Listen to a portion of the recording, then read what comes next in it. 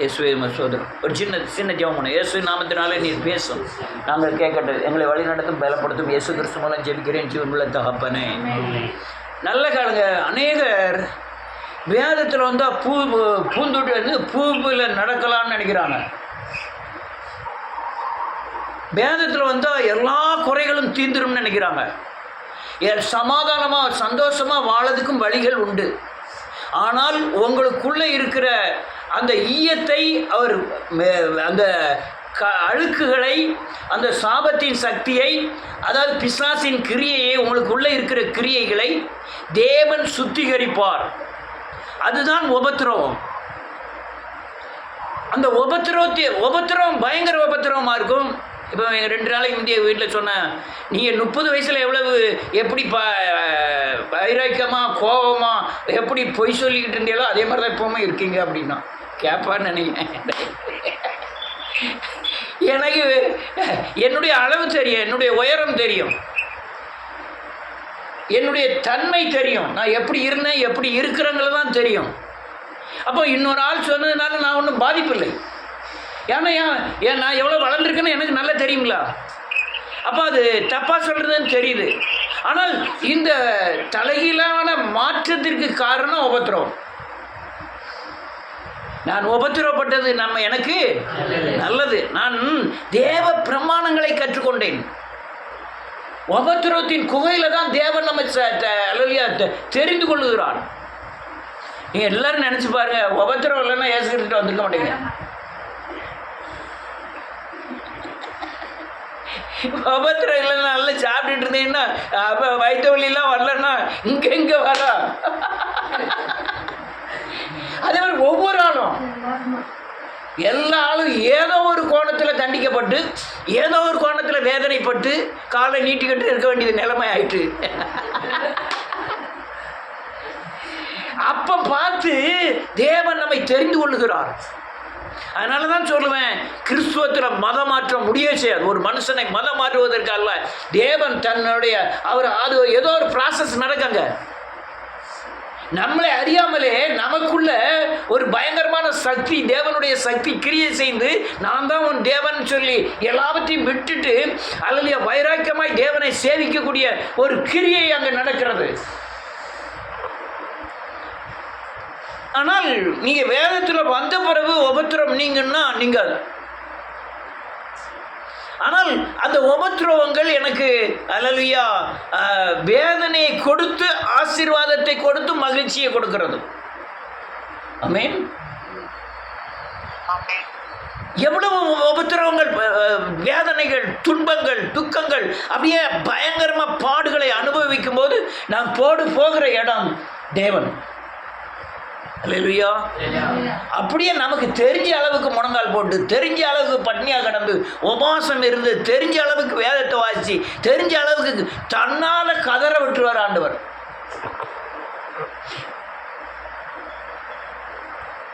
அந்த அந்த அந்த உபத்திரவத்திற்கு அப்புறம் நீங்கள் கூப்பிடுறதுக்கு அப்புறம் ஒரு பயங்கரமான விடுதலையை சுதந்திரிக்கும் பொழுது தான் நமக்கு தெரியுது. ஆனால் ஒரு வளர்ச்சி நமக்கு இருக்குன்னு தெரியாது, ஆனால் கொஞ்சம் வளர்ந்துருப்போம். அதெல்லாம் பயங்கர உபத்திரப்பட்டேன். என்ன அழைப்பு இருக்கிறதுனால எழுப்புதல் ஊழியர் இன்னைக்கு வரையும் உபத்திரம் தான். 40 பேர் மேலே சத்தியத்தை பார்க்க மாட்டேங்காங்க. 500க்கு மேலே வீடியோ போட்டிருக்கேன். 40, 30, 17, 10 பேர் தான் பார்க்குறாங்க. ஏன்னு கேட்டீங்கன்னா அல்லேலூயா, நீங்கள் இயேசுவை போல மாறணும், இப்போ சத்தியத்தின்படி நடக்கணும்னு சொல்லும்போது தான் பிரச்சனைகள். இந்த உபத்திரம் நாம் தேவனுக்குள்ள வந்த பிறகு பட்ட உபத்திரம் இருக்க பயங்கரமான உபத்திரங்கள். அப்போ மனுஷனே சகிக்க முடியாத உபத்திரவங்கள். தனிமையாக விடப்பட்டேன். ஒவ்வொருத்தரும் வணக்கம் சொல்லிட்டு போவான், வணக்கம் சொல்லிட்டு போவான். அப்படிப்பட்ட என்னை எல்லாத்துக்கும் கீழாக சகிக்கும்படியாய், தாழ்மையில் இருக்கும்படியாய், தாழ்மையை கற்றுக் கொடுக்கும்படியாய் சின்ன பின்னமாகிட்டாரு. திரும்பவும் சொல்கிறேன், எத்தனையோ பேர் வணக்கம் போட்டுருக்காங்க, நான் வணக்கம்னு சொன்னதே கிடையாது. அப்போ எவ்வளோ திமிருன்னு நினைக்காம அல்லேலூயா. வணக்கம் போட்டால் நான் வணக்கம் போடுறதே கிடையாது. வீட்டம்மாவே நீ ஒரு 10 அடி பின்னால் வா, நான் என் கௌரவம் குறைஞ்சிருமா. அல்லேலூயா. ஆனால் அந்த உபத்திரவப்பட்ட பிறகு ஒரு மனிதருக்கு காலுக்கு கீழே நடக்கக்கூடிய அல்லேலூயா கால்களை கழுவக்கூடிய அளவுக்கு தேவன் தாழ்மையை உண்டாக்குகிறார். அது உபத்திரவத்தின் பாதையில் வந்தது. பசி இப்போ இருக்க கவர்மெண்ட் ஹாஸ்பிட்டலுக்கு கீழே ஓரத்தில் ஒரு பெரிய குடோன் ஒன்று இருக்கும். மழை பெஞ்சிட்டுனா ஆடுகளை பூரா அங்கே உள்ளே கொண்டு போய் அடைச்சிருப்பாங்க. அங்கே தான் போய் படுத்திருப்பேன் பகல் முழுவதும். விடிய காலம் 9 மணிக்கு போகிறேன். வீட்டில் கஞ்சி கிடையாது. 4 மணிக்கு ஸ்கூல் விடுவோம் எங்கள் ஹவுசிங் போர்டில். அவனை போய் கூப்பிட்டுட்டு வரணும். நான் பக்கத்தில் இருந்தேன். அவனை போய் கூட்டிகிட்டு வருவேன் 4 மணிக்கு மேலே. நீத்தண்ணியில் சோறை தேடி கண்டுபிடிச்ச நாட்கள்லாம் உண்டு. அநேகரை போஷிக்கும்படியாக கர்த்தர் ஆசீர்வதித்தார். இப்போ நான் கொடுக்குறதுல உங்களுக்கு ஆகாரம். அந்த அந்த சரீரத்தில் பட்னியாக கிடந்தது தான் அந்த ஆகாரத்தின் வெளிப்பாடுகள். அல்லேலூயா. ஒவ்வொரு உபத்திரமும் பார்த்தா ஆனால் பயங்கரம்.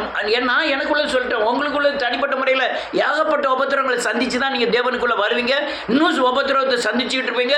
கடைசி வரை உபத்திரவங்கள் நம்மை சுத்திகரிப்பதற்காக, நமக்குள் தேவன் தங்குவதற்காக, நாம் தேவனுடைய ஆலயமாய் மாறுவதற்காக தான் இந்த உபத்திரவங்களே நடந்து போயிருக்கு.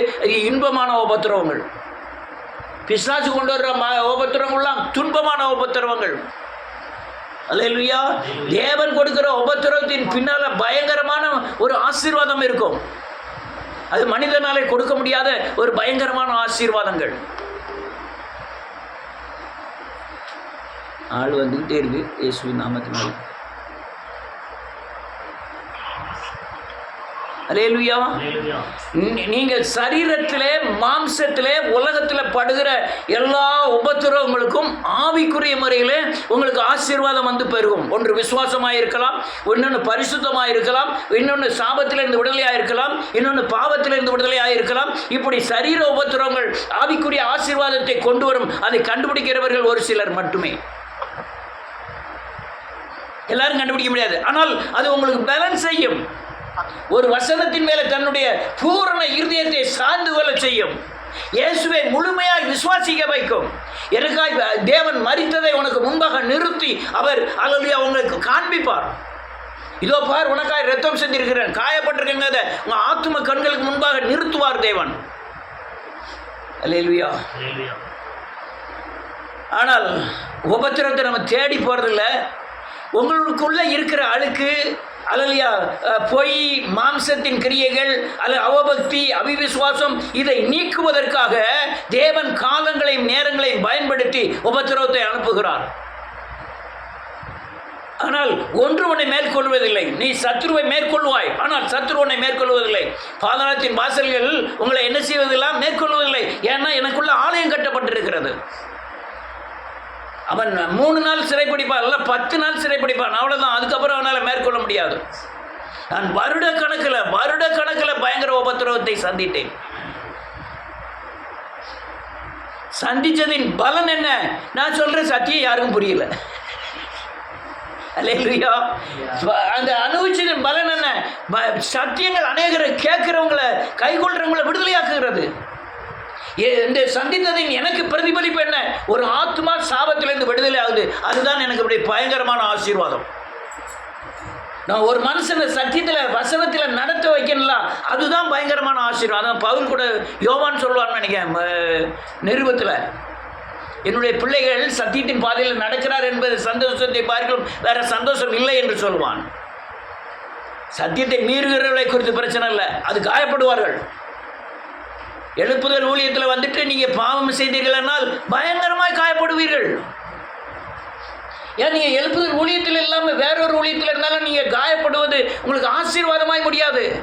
ஆனால் நீங்கள் மறுபிறப்பு அடையும் வரை தேவன் எழுப்புதலில் விட மாட்டார் உங்களை. ஏன்னா நீங்கள் எழுப்புதல் சத்தியத்தை அறிஞ்சிட்டு வேறு எங்கேயுமே போக முடியாது. ஆனால் நீங்கள் பரிசுத்தமாகி தேவனுக்கு ஒப்பு கொடுத்து, வசனத்துக்கு ஒப்பு கொடுத்து, உங்கள் வாழ்க்கையில் தேவனை நோக்கி பார்த்து ஓடிக்கிட்டீங்கன்னா பலத்தின் மேல் பலன் அடைந்து, மகிமையின் மேல் மகிமை அடைந்து, பரிசுத்தத்தின் மேல் பரிசுத்தம் அடைந்து, இயேசுவை போல மாறி பயங்கரமான சாபத்தின் சக்தியை அல்லேலூயா ஜெயித்து வாழலாம். அல்லேலூயா. அதனால் உங்கள் சரீரத்தில் வீட்டில் வர்ற எல்லா உபத்திரவங்களுக்கும் நீங்கள் போக வேண்டிய இடம் வசனத்தின் அடிப்படையில் சிலுவைக்கு. சிலுவையில் மனம் திரும்பி பாவமன்னிப்பு நிச்சயத்தை பெற்றீங்கன்னா உங்களுக்கு வழிகள் திறக்கப்படும். என்ன வழிகள்? வேத வசனத்தின் மேல் விசுவாசத்தை வைக்கக்கூடிய வழிகள், நீங்கள் மனம் திரும்பக்கூடிய வழிகள், நீங்கள் அல்லேலூயா தேவனை அல்லேலூயா சார்ந்து எப்பவுமே ஜெபித்து கொண்டிருக்கிற வழிகள், அப்படி பல கோணங்களில் வழிகளை தேவன் திறப்பான். அல்லேலூயா.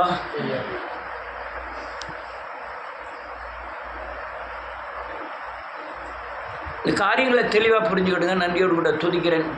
நான் அந்த கானான் தேசத்துக்கு 6 லட்சம் பேரை மோசே நடத்துகிறார். மோசே நடத்தும் போது சொன்னார், ஆண்டவர் பேசினார், பாலும் தேனும் ஓடுகிற கானான் தேசம் என்று சொன்னார். அல்லேலூயா. ஆனால் பாலும் தேனும் ஓடுகிற கானான் தேசம்னு என்ன அர்த்தம்? சரி, கொஞ்சம் சத்தம் போட்டு சொல்லுங்க. செழிப்பு, சாப்பாட்டுக்கு செழிப்பு, துணிக்கு செழிப்பு, எல்லாத்துக்கும் செழிப்பு. இவங்க 6 லட்சம் பேர் நடந்து வரும்போதே செழிப்பாக தான் வந்தாங்க. சாப்பாட்டுக்கு கவலை இல்லை. இப்படிய காலம் எந்திரிச்சு பெட்டியை தூக்கிட்டு போனால் வானத்திலேருந்து சாப்பாடு விழுந்துக்கிட்டே இருந்தது. தண்ணி வேணும்னு சொன்னால் கண்மலையை அடித்து தண்ணியை கொடுத்தாரு. தேனினாலே போஷித்தார், கோதுமையினாலே உச்சிதமான கோதுமையினாலே போஷித்தார், காடைகளினாலே போஷித்தார். என்ன வஸ்திரம் அவங்களுக்கு பழமையாகவில்லை, அது கிழியவும் இல்லை, செருப்பு தேயலை. 40 வருஷம் நடந்தும் செருப்பு தேயலை. இது என்ன ஆசீர்வாதமா இல்லையா? நாளையிலேருந்து ஒருத்தரும் வேலைக்கு போனால் வீட்டிலே படுத்துறீங்க, எல்லாம் தருவாருன்னு சொல்லி ஆண்டவர் தந்துக்கிட்டுறாரு. அப்போ இதை விட கானான் தேசம் என்ன வேணும்? என்ன ஒருத்தரும் ஒன்றும் சொல்ல முடியுங்க.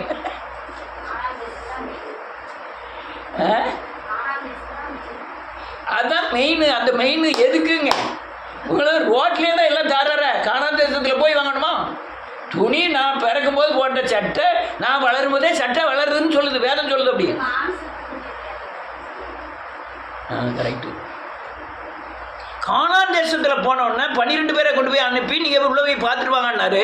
ஆனால் உள்ளே போய் பார்க்க போனவங்க அங்கே ராட்சசர்கள் இருக்கிறார்கள், அங்கே கானானியர்கள் இருக்கிறார்கள், எபூசியர்கள் இருக்கிறார்கள். அவர்கள்லாம் ராட்சசர்கள்னு 10 பேர் வந்து சொன்னாங்க. 2 பேர் மட்டும்தான் சொன்னாங்க அவர்களை ஈஸியாக நாம் ஜெயிக்கலாம்னு. கானான் தேசத்தை ஏன் அல்லேலூயா தேவன் அல்லேலூயா நன்றியோடு கூட துதிக்கிறேன் பாலும் தேனும் ஓடுகிற தேசம் என்று சொன்னார் தெரியுமா? இப்போ இருக்கிற கானான் தேசம் இஸ்ரேல், அதை சுற்றி இருக்கிற லெபனான், சீரியா, பாலஸ்தீனம், அல்லேலூயா ஜோர்டான், இது எல்லாமே கானான் தேசத்தில் உள்ள. அங்கே தான் போய் தங்கினாங்க 6 லட்சம் பேரும். அல்லேலூயா. இல்லை கவனிச்சதான் புரியும். ஏன் கானான் தேசம்னு சொன்னார்னா அங்கே தான் தேவ ஆலயம் கட்டப்பட்டது. உங்களுக்கு அல்லேலூயா ஜான் வெஸ்லிக்கு ரூபா ஒரு 10 லட்சம் வேணுமா? இயேசு வேணுமா? ஒரு 50 லட்சம், 1 கோடி ரூபாய்.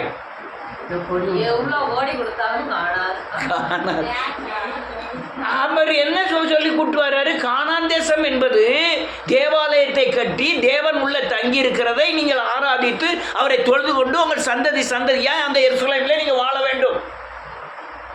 தேவனை சந்திக்கிறது தான் கானான் தேசம். அதுதான் பாலும் தேனும் ஓடுகிற தேசம். நான் கானான் தேசத்தில் இல்லை, நான் எங்கே வனாந்திரத்தில் இருந்தவனை கொண்டு வந்து கானான் தேசத்தில் கொண்டு விட்டுருக்காரு. நான் இப்போ இருக்கிறது கானான் தேசத்தில். ஏன்னா தேவனை தொழுது கொள்கிறேன், பிதாவை எங்கும் தொழுது எல்லா பக்கம் எனக்கு கானான் தேசமாய் மாறியது.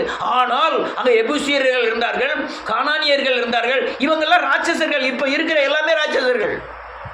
நீ யாரை பார்க்குற? அவ்வளவு ராட்சசர்கள். பூமி பூராமை தேவனுடையது. நீங்க பரிசுத்தமாகி அந்த பிசாசை ஜெயித்தா தான் நீங்க ஆள முடியும். இல்லையா? நான் நினைச்ச எந்த இடமும் வாங்க முடியாது. தேவன் நினைச்சாருன்னா அதை தடை பண்ணவும் முடியாது. எங்க வீட்லயே கூப்பிட்டு சொன்னாங்க, நான் அங்கே போய் பார்க்க அமையவே மாட்டேங்க. இப்போ சொன்ன சொல்லலாம் கொடுத்து வாங்கலாம், நம்மகிட்ட துட்டு வரும்ல அவ்வளோ ரூபா. நல்ல வேலை இது ரெடி பண்ணாமல் இருந்தோம், வழியே கிடையாது. இல்லையா? அப்போ கானான் தேசம் என்பது தேவனுடைய ஆலயத்தை உருவாக்கி அதை தொழுது கொண்டு தேவனிடத்திலிருந்து பெற்றுக்கொள்ளுகிற எல்லா நன்மையும் கானான் தேசத்தில் ஓடுகிற பாலும் தேனும் ஓடுகிற காரியங்கள். அல்லையா? சொல்லுங்க. கோபம் கடுமையாக வருது எனக்கு. தேவாலயத்தை கட்டி அதுல போய் ஆண்டவர் நமக்கு தேவையான காரியங்கள்லாம் ஜெபம் பண்ணி நான் பெற்றுக்கொண்டு தலைமுறையா அங்க வாழ்வதுதான் கானான் தேசம். அவர் நம்ம ஆசீர்வதிக்கிற ஆசீர்வாதமே பாலும் தேனும் ஓடுகிற காரியங்கள். இது அதுக்கப்புறம் எருசலேம் தேவாலயத்தை கட்டினார். ஒரு ராஜாக்கள் வந்தார்கள், நியாயாதிபதிகள் வந்தார்கள், ராஜாக்கள் ஆண்டு கொண்டு வந்தார்கள். அல்லேலூயா. அவங்க அங்கதான் இருந்தாங்க. அது ஒரு சந்ததி போல அங்க இருந்தது. ஆனால் புதிய ஏற்பாடு வரும்போது அது கானான் தேசம் கிடையாது.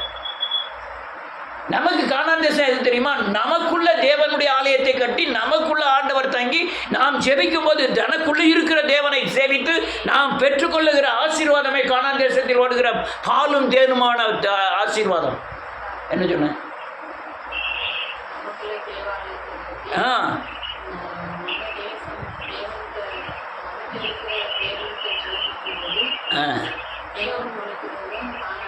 கானான் தேசம். இப்போ கானான் தேசம் எங்கே இருக்கு? நமக்குள்ளன்னா யாருக்குள்ளே இருக்கு? தேவாலயம் கட்டப்பட்டிருக்கணும், அதில் தேவன் தங்கி இருக்கணும், நான் ஜெபம் பண்ணுற காரியங்கள் நடக்கணும், நான் பரிசுத்தமாக இருக்கணும், இருதயத்தை பரிசுத்தமாக வச்சுக்கணும், என் நாளையை குறித்து கவலைப்படக்கூடாது, நான் கேட்குற காரியங்களை கர்த்தர் செய்யணும். அதுதான் கானான் தேசத்தின் பாலும் தேனும் ஓடுகிற காரியங்கள். தங்கியிருக்காரா? ஆமென், தங்கியிருக்காரா? இப்போ உபத்திரம் எதுக்கு? ஆலயம் கட்டப்பட. உபத்திரம் எதுக்கு? என்னை கானான் தேசத்துக்குள்ள என்ன செய்யணும்? கொண்டு போக. எதுக்கு உபத்திரம்? எதுக்கு? கானான் தேசத்தில் பாலும் தேனும் ஓடுகிற அவருடைய ஆசீர்வாதமாகிய அபிஷேகம், வரங்கள், வல்லமைகள், கனிகள் இதெல்லாம் நான் பெற்றுக்கொள்ள. அதான் என்னது? பாலும் தேனும் ஓடுகிற. உனக்கு பெரிய வீடு இருக்குது, மாடு இருக்குது, எல்லாம் இருக்குது, ஆனால் விசுவாசம் இல்லை. இது இருந்து என்ன பிரயோஜனம் இருக்குது? நீ பரிசுத்தம் இல்லை, நீ அலுவலியா உலகத்தில் சொத்துக்கள் இருந்து எதுக்கு? வேதனையோடு அனுபவிக்கிறதால செய்ய வேண்டியது இருக்கும். ஆமென். ஒன்றும் இல்லை, தேவன் இருக்கார், போதுமா? இதுதான் கானான் தேசம். அல்லேலூயா. ஆனால் இந்த கானான் தேசத்தை உருவாக்க கூடாதபடி அநேக எபூசியர், கானானியர் இவங்கெல்லாம் எங்க கிடக்காங்க? உள்ள நுழைய விடாம ஆக்குறாங்க. போர்டு இல்லை, போர்டு இருந்ததுன்னா வரைஞ்சி காமிக்கலாம். இப்போ நம்ம என்ன செய்யணும்? ஒவ்வொருத்தனையா கொல்லணும். இவன் 10 பேர் என்ன சொன்னான்? கானானியரில் இருக்கான், பிசியர் இருக்கான், ராட்சசர்கள், அவங்க நம்மளை ஜெயிக்க முடியாது. ஆனால் 2 பேர் என்ன சொன்னான் தெரியுமா?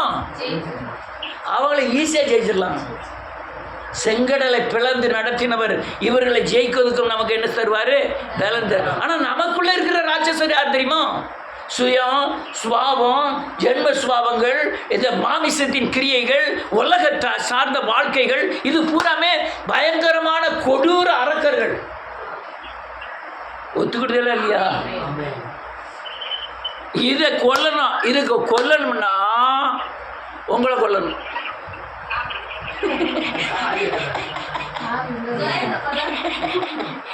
உங்களை கொல்லணும். ஒரு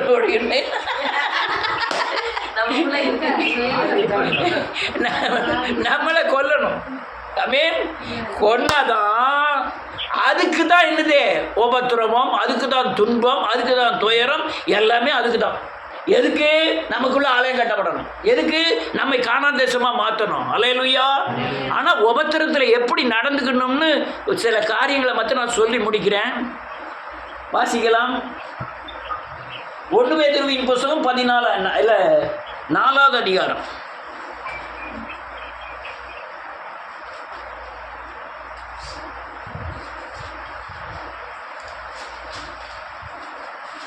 பன்னிரெண்டாவது வசனத்திலிருந்து வாசிக்கலாம்.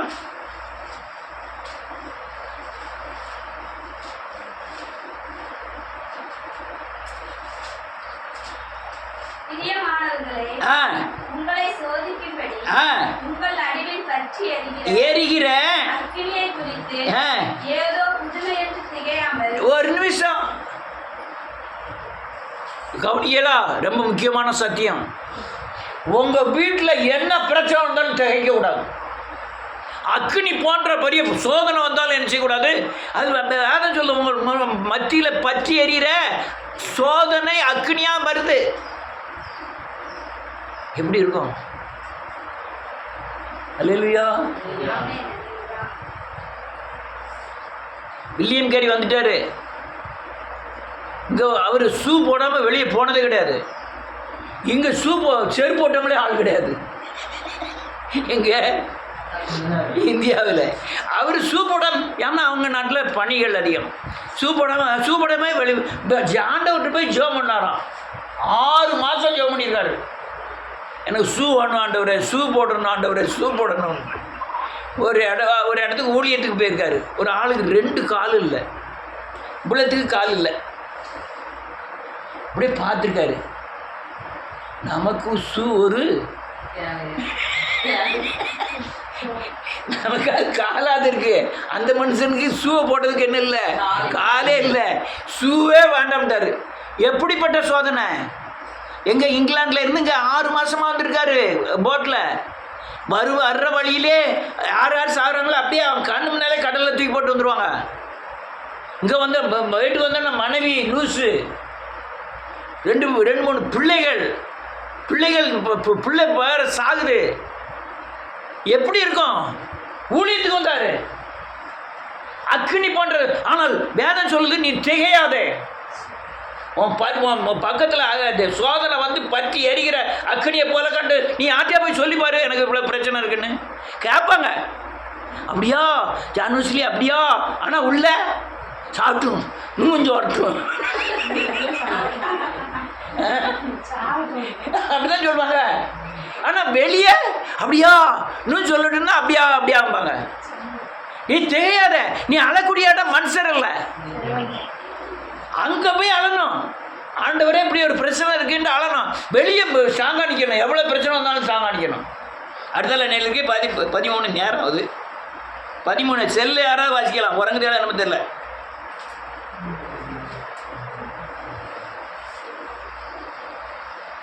என்னாச்சு?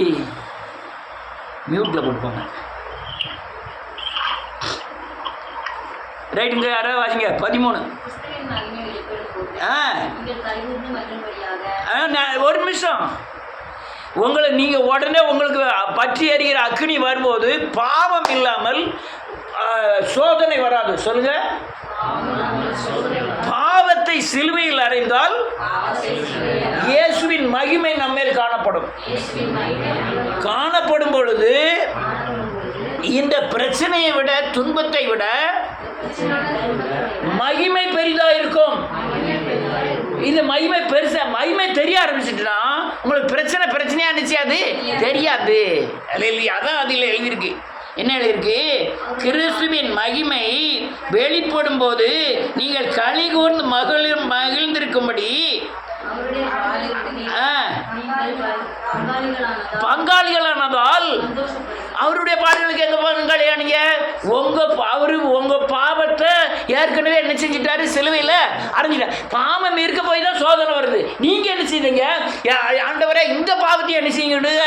ஏற்றுக்கிடுங்க. இதை நீ சிலுவையில் சுமந்து விட்டேன்னு சொல்லி அவரோடு கூட சிலுவையில் பாடுபடுகிறோம். நமக்கு வேதனை இருக்கு, அவரோடு கூட பாடுபடுவதற்காக. எப்படி பாடுபடுகிறோம்? அவருடைய வேதனையை நானும் வேதனையை அனுபவிக்கிறேன். எனக்குள்ள பாவம் இருக்கனால வேதனை என்ன செய்கிறேன்? அனுபவிக்க. நான் ஆண்டவரே என் பாடுகளை நீர் சுமந்து கொண்டீர், இந்த பாவத்திற்காக நீர் அறையப்பட்டீர், அப்படி அறிக்கை செய்யும்போது நான் விடுவிக்கப்படுகிறேன். அல்லேலூயா. நான் சொல்லு புரியுதா? புரியுத மாதிரி தலையை ஆட்டிட்டு இருக்க. ரைட். அடுத்தால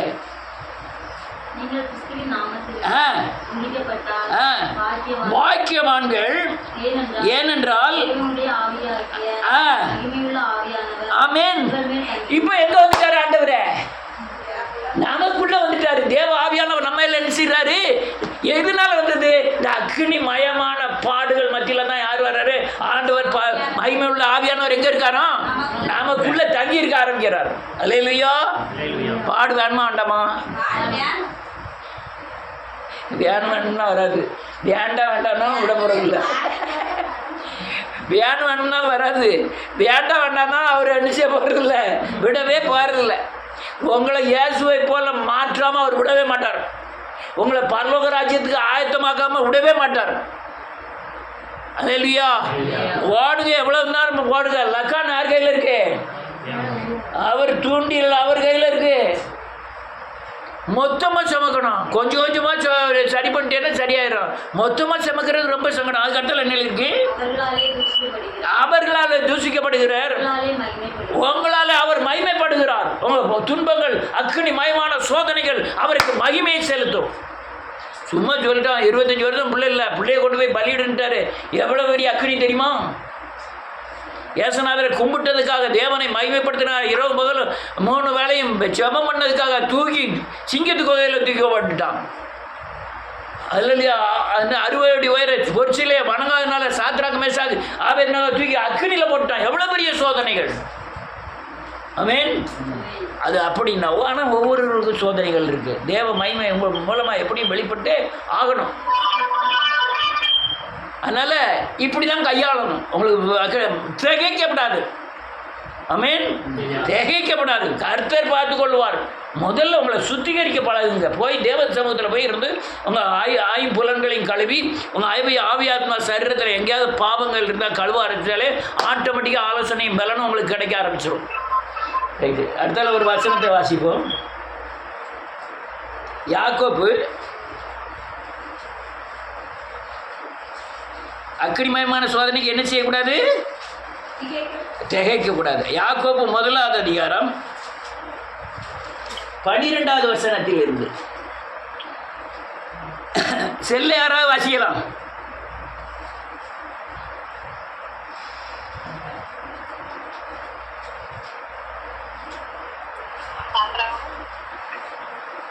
யாக்கோப்பு 1 அதிகாரம் 12வது வசனத்தில் இருந்து.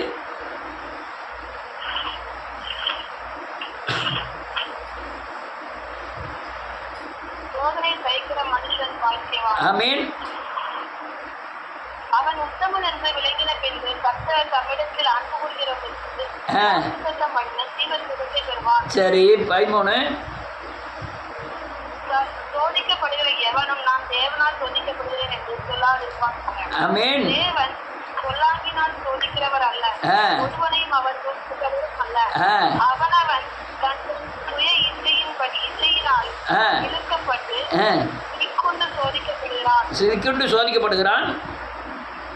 பின்பு இச்சையானது கற்பம் தரித்து பாவத்தை பிறப்பிக்கும். பூரணமாகி போது மரணத்தை பிறப்பிக்கும். ஆமென். போதும். வியாதம் சோதனை எல்லாத்துக்கும் இருக்கு. சோதிக்கப்படாத மனுஷன் இந்த உலகத்தில் ஒன்றுமே கிடையாது. நீ இயேசுவை ஏற்றுக்கிட்டாலும் சோதனை உண்டு, ஏற்றுக்கிட்டாலும் சோதனை உண்டு. சோதனைக்காரன்னே பிசாசுக்கு பேர். நீங்கள் உங்களை சோதிக்கும்படியாக அனுப்பப்படுகிறவன் பிசாசு. பிசாசு உங்களுக்குள்ளே வந்து சோதிக்க ஆரம்பிச்சிருவான். அவனுக்கிட்ட இறக்கமோ உருக்கமோ அதில் சாந்தமோ எதுவுமே கிடையாது. உடனே சோதனை வரும்போது என்ன ஆண்டவர் இப்படி பண்ணிட்டாரு, என்னை சோதனை அனுப்பிட்டாரு, நான் நல்லா தான் ஜெபம் பண்ணினேன், நான் அப்படியே காலம் 5 மணிக்கு எந்திரிச்சு ஜெபம் பண்ணினேன், 11 மணிக்கு சர்ச்சுக்கு வந்தேன், அப்படி இருந்து என்னை சோதிச்சிட்டாரு அப்படின்லாம். தேவனால் சோதிக்கப்படுகிறேன் என்று சொல்ல அவன் சுய இச்சையினாலே சிக்குண்டு சோதிக்கப்படுகிறான். சோதனைன்னா பயங்கர சோதனை. 25 வருஷம் பிள்ளை இல்லை, பிள்ளைய கொண்டு போய் பலியிடுன்னு சொல்றாரு. எவ்வளவு பெரிய சோதனை! அல்லேலூயா! எவ்வளவு பெரிய சோதனை! ஆனால் அவன் போக ஆரம்பிச்சிட்டான். போய் ஆனால் வேதம் சொல்லுது அவன் இந்த பாவத்தில் சிக்கப்பட்டு இழுக்கப்பட்டு பிடிபட்டு அவன் சோதிக்கப்படுகிறான்.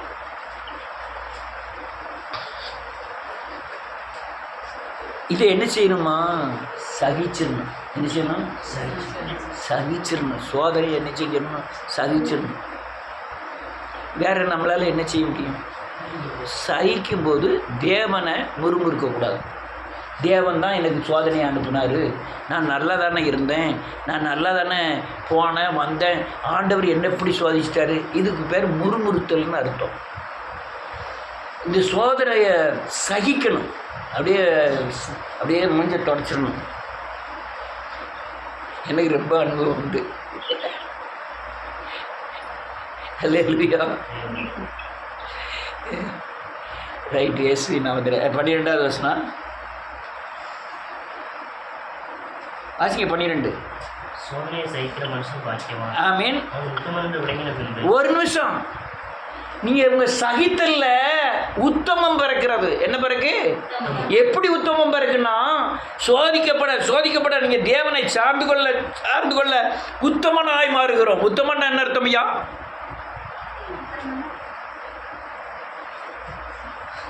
உத்தமன் என்ன அர்த்தம்? உண்மையா இருக்குது. உண்மையா சோதிக்கப்பட நம்ம என்ன பொன்னை போர் விளங்குகிறோம், சுத்தமனா மாறுறோம். அடுத்தால உத்தமன் என்று விளங்கின பின்பு அன்பு கூறுகிறவர்களுக்கு ஜீவ வாக்குத்தத்தம் ஒரு ஜீவ கிரீடமா. என்ன வாக்குத்தத்தம்? 3000க்கு மேல வாக்குத்தத்தங்கள் இதில் இருக்கு. அந்த வாக்குத்தத்தத்தை உங்களுக்கு தந்துடுவார். அல்லேலூயா. 2 நாளா வாய் பூரா ஒரே எரிச்சல், நாக்கு வெள்ளையேன்னு ஆயிட்டு. நீங்கள் பாக்கியவான்கள். நான் உங்களுக்கு வள்ளியன்னு சொல்லலை, எனக்கு வந்திருக்கு, உங்களுக்கு வள்ளியன்னு நான் சொல்லலை.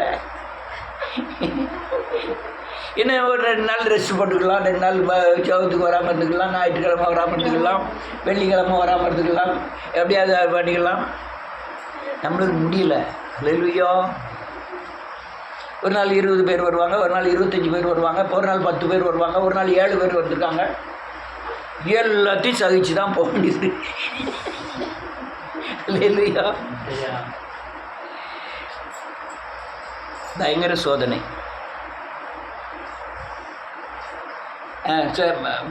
ஜீவ அன்புக்குறவர்களுக்கு வாக்குத்தத்தம் பண்ணின ஜீவ கிரீடம். அவர் பண்ணுகிற வாக்குத்தத்தம், நமக்கு இருதயத்தில் வைக்கிற வாக்குத்தத்தம் நமக்கு கிரீடமாய் மாறிடுமான். ஜீவனுள்ள நாளெல்லாம் கிரீடமாக மாறிடுமான். அல்லேலூயா. சோதனை, இனிய சோதனையோ துன்பமோ நெருக்கமோ அது ஒரு ஆசீர்வாதத்தை கொண்டு வரும். எந்த கோணத்திலேயே நீங்கள் முறுமுறுத்தீங்கன்னா அதிகமான வேதனையை கொண்டு வரும். நீங்கள் சிலுவைக்கு போனீங்கன்னா உடனே விடுதலை உண்டாகும். நீங்கள் ஜெபம் பண்ணிக்கிட்டு இருந்தீங்கன்னா அது உங்களுக்கு உணர்த்துதலின் அடிப்படையில் நடத்துவார். டேரெக்டாக சிலுவையில் முன்னால் போய் வச்சு, நம்ம பிரதேசமாக உங்களுக்கு முன்பாக சிலுவை இல்லைன்னு சொல்கிறான், அதே மாதிரி முன்னால் வச்சு மனம் திரும்பி நீ சரி பண்ணிட்டீங்கன்னா இன்னைக்கு உபத்திரமாக இருக்கும். ஆனால் அவங்கள பலவீனப்படுத்தாது. அல்லேலூயா. பலவீனப்படுத்தாது. 100 வசனத்தை வாசி முடிப்போம். 2 கொரிந்தியர் புத்தகம், நேரம் இல்லை, ரொம்ப இருக்கு. 1வது அதிகாரம். நேரம் ரொம்ப ஆயிட்டு. அதான் நான் நீங்கள் கொஞ்சம் விலகி உட்காரும் போதே பார்த்தேன். 2வது அதிகாரம் 2 கொரிந்தியர் 1வது அதிகாரம் 4வது வசனத்திலிருந்து. ஆமீன். ஆமீன்.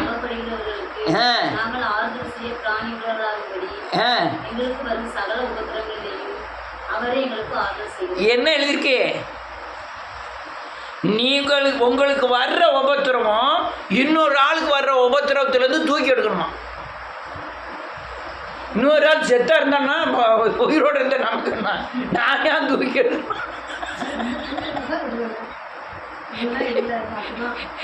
வேதம் சொல்லுது, அடுத்த உபத்திரவத்தில் நீ தூக்கி எடுக்கணும்னா நீ உபத்திரத்துக்குள்ள போகணும்.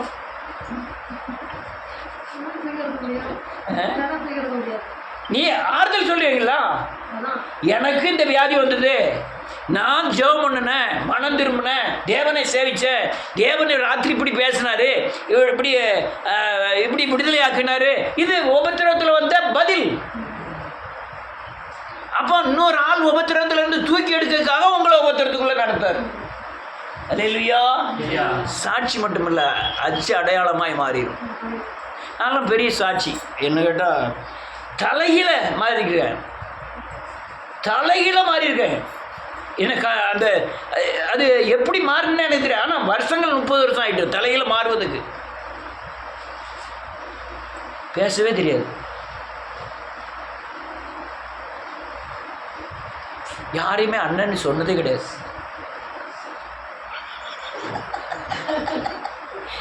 யாரையுமே அண்ணன்னு சொன்னதே கிடையாது. யாருமே என்னை ஏழைன்னு சொன்னது கிடையாது. என் சித்தப்பா ஒரு ஆள் இருந்தார், அவர் தவிர யாருமே ஏழைன்னு சொன்னது கிடையாது. தெருவில் பார்த்தீங்கன்னா ஒவ்வொரு ஆளுக்கும் பட்ட பேர் வச்சுருவேன். எனக்கு பட்ட பேர் வச்சது கிடையாது. நீ இப்போ பார்க்குற குட்டியப்பா தாமஸ் வேறு, நடந்துக்கிட்டு இருந்த குட்டியப்பா வேறு. அது எப்படி இருந்தது? உபத்திரம், பயங்கரமான உபத்திரம். இப்போ ஆறுதல் சொல்லுறவனா மாறி இருக்க, அநேகருக்கு ஆறுதல் சொல்ல மாறி இருக்க. எது இந்த ஆறுதலை கொண்டு வந்தது? எனக்கு தந்த உபத்திரவங்கள். அல்லேலூயா. உபத்திரம் அநேகருக்கு ஆறுதல் சொல்ல